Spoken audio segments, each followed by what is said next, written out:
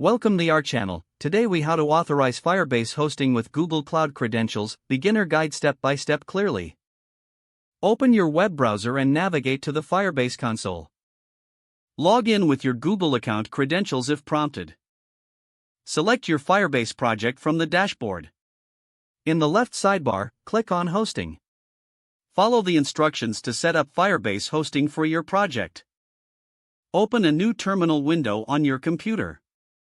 Make sure you have the Firebase CLI installed. If you haven't installed it yet, run the command npm install g firebase tools.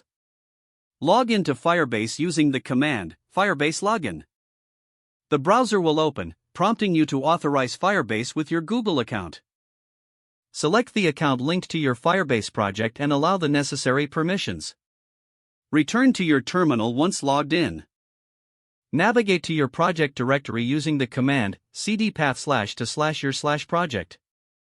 Run the command Firebase init to start configuring Firebase hosting. Select hosting from the options presented in the terminal.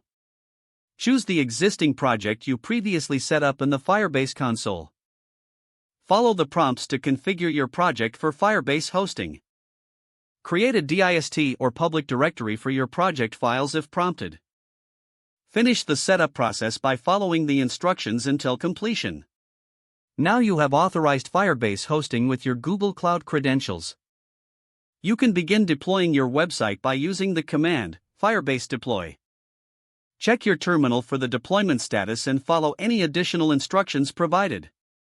Your Firebase hosting site is now ready for use. If the page does not load, refresh the browser or try again in a private or incognito window. Make sure you are using the correct email address, then retype it carefully to avoid small typos.